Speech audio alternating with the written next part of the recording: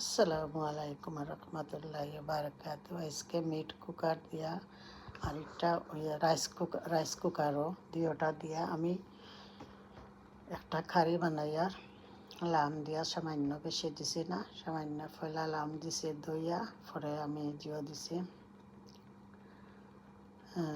Onion দিলাম বিসমিল্লাহ করিয়া।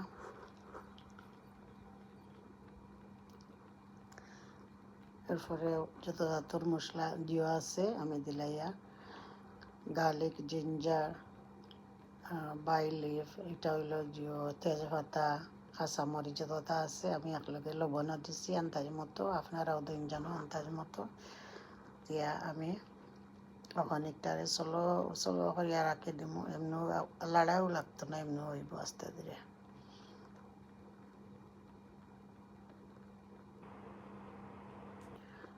ওমালা চলো করিয়া আমি রাখি দিমু।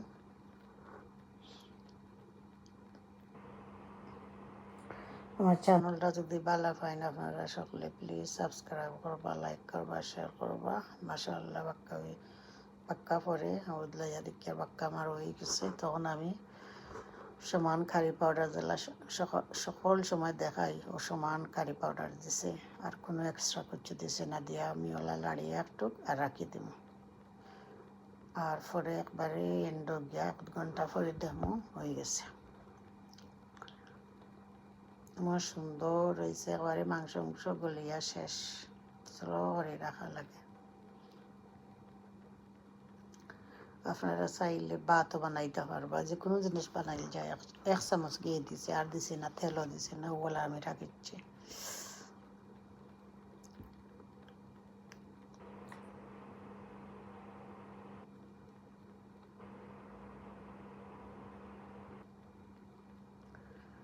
ফাইনালি দেখো আমার হয়ে গেছে। এখন আমি বাখরার পাতা আনছি গার্ডেন তনে আনিয়া আমি বাখরার পাতা দিলাইমু বিসমিল্লাহ করিয়া। ভালো পাইলে আপনারা সাবস্ক্রাইব করবা, লাইক করবা, শেয়ার করবা আমার চ্যানেলটা।